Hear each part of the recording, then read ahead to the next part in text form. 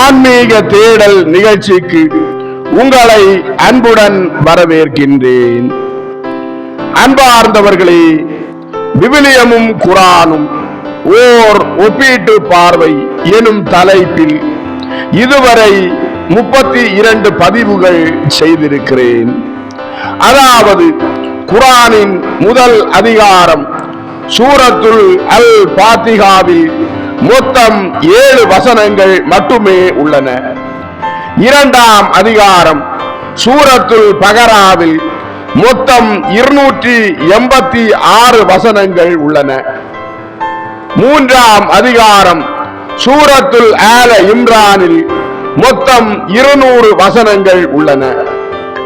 இந்த 3 அதிகாரங்களிலும் உள்ள, அதாவது முதல் அதிகாரத்தின் 7 வசனங்களையும் இரண்டாம் அதிகாரத்தின் 286 வசனங்களையும் மூன்றாம் அதிகாரத்தில் உள்ள 200 வசனங்களில் 100 வசனங்களையும் அவை சார்ந்த விவிலிய வார்த்தைகளையும் சேர்த்து இதுவரை 32 பதிவுகளாக பதிவு செய்திருக்கிறேன்.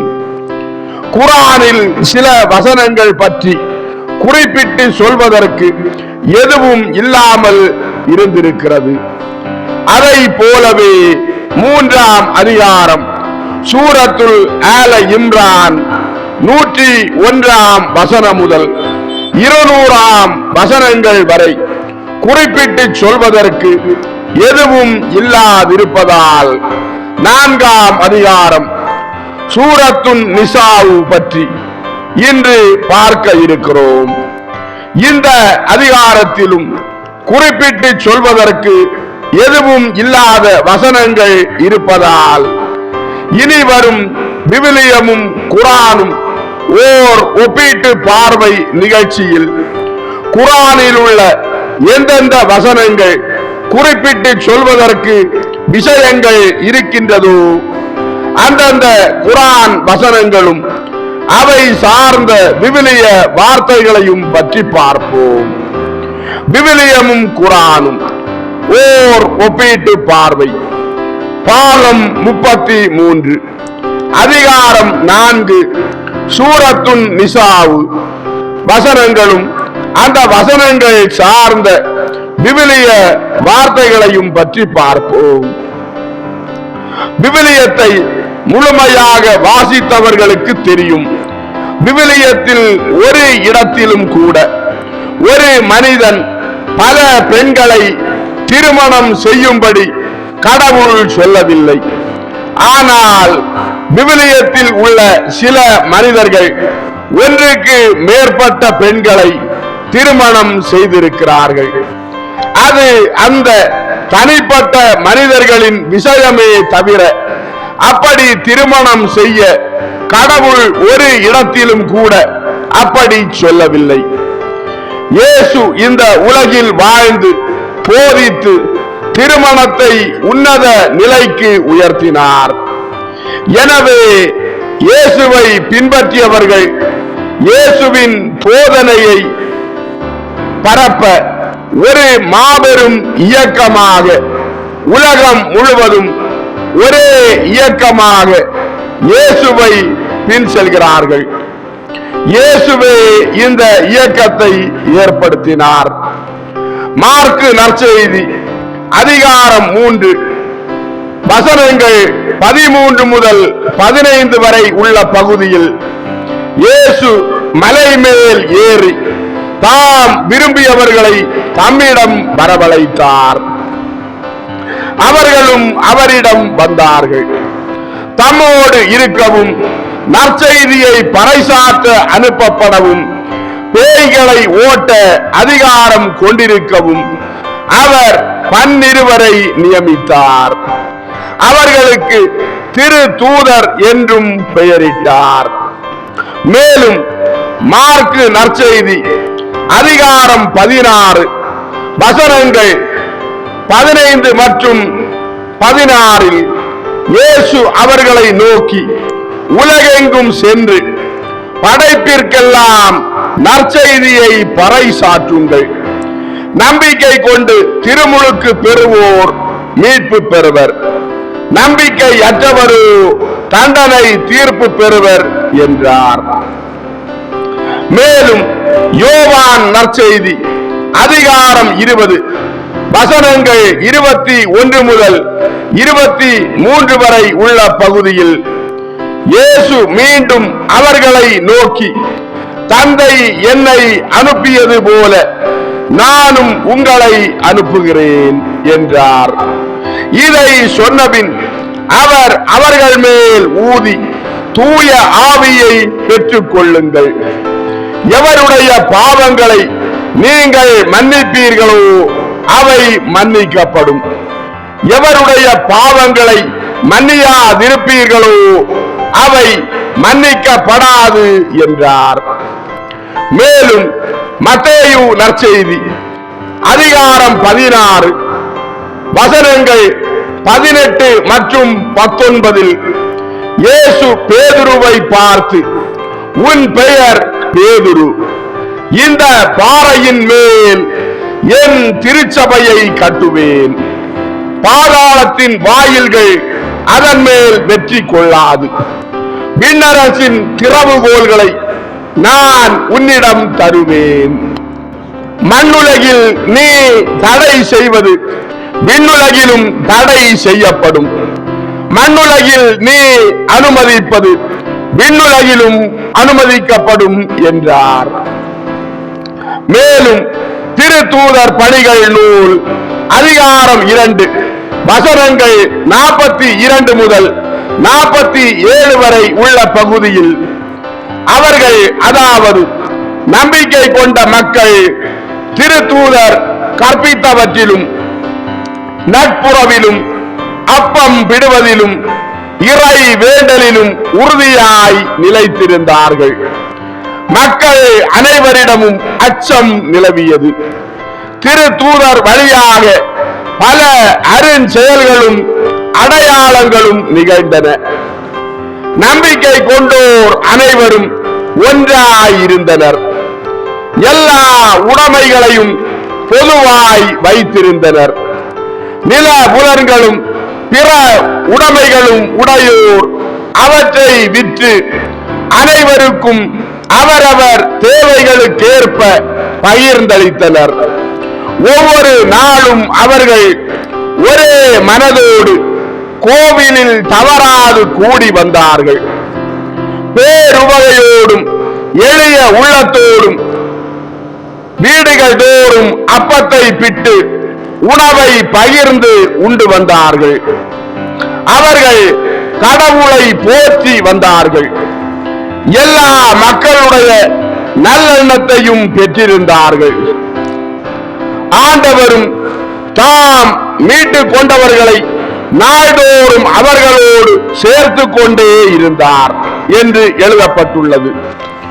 மேலும் கொரிந்தியருக்கு எழுதிய முதல் திருமுகம் அதிகாரம் 12 வசனங்கள் 27 மற்றும் 28 நீங்கள் கிறிஸ்துவின் உடல், ஒவ்வொருவரும் அதன் தனித்தனி உறுப்புகள்.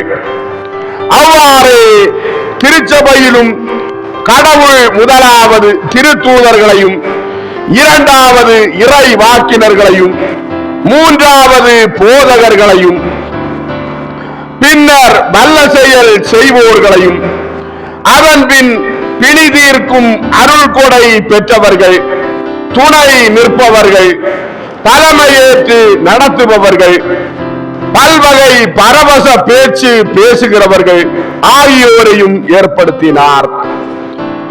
மேலும் எபேசியர் புத்தகம் அதிகாரம் 2 வசனங்கள் 19 முதல் 22 வரை உள்ள பகுதியில், எனவே இனி நீங்கள் அந்நியர் அல்ல, வேற்று நாட்டினரும் அல்ல, இறைமக்கள் சமுதாயத்தின் உடன் குடிமக்கள், கடவுளின் குடும்பத்தை சேர்ந்தவர்கள், திருத்தூதர்கள், இறை வாக்கினர்கள் ஆகியோர்களை அடித்தளமாகவும் கிறிஸ்து இயேசுவையே மூளை கல்லாகவும் கொண்டு அமைக்கப்பட்ட கட்டடமாய் இருக்கிறீர்கள். கிறிஸ்துவின் உறவில் கட்டடம் முழுவதும் இசைவாக பொருந்தி ஆண்டவருக்கென்று தூய கோவிலாக வளர்ச்சி பெறுகிறது. நீங்களும் அவரோடு இணைந்து தூய ஆவி வழியாக கடவுளின் உறைவிடமாக கட்டப்பட்டு வருகிறீர்கள். இப்பொழுது நாம் வாசிக்க கேட்ட விவிலிய வார்த்தைகள் இயேசு திருச்சபையை ஏற்படுத்தினார். அந்த திருச்சபையும் இயேசுவின் உடல். எபேசியருக்கு எழுதிய திருமுகம் அதிகாரம் 1 வசனம் 23 திருச்சபையே இயேசுவின் உடல் என்றும், எபேசியர் புஸ்தகம் அதிகாரம் 5 வசனங்கள் 21 முதல் 23 வரை உள்ள பகுதியில் கிறிஸ்துவுக்கு அஞ்சி ஒருவருக்கொருவர் பணிந்திருங்கள். திருமணமான பெண்களே, ஆண்டவருக்கு பணிந்திருப்பது போல உங்கள் கணவருக்கு நீங்கள் பணிந்திருங்கள்.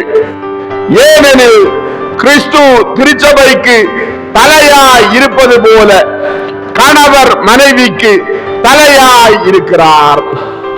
கிறிஸ்துவே திருச்சபையாகிய உடலின் மீட்பர் என்றும் கொலோசியருக்கு எழுதிய திருமுகம் அதிகாரம் 1 வசனம் 18 திருச்சபையாகிய உடலுக்கு தலையும் தொடக்கமும் இயேசுவே என்று உள்ளது.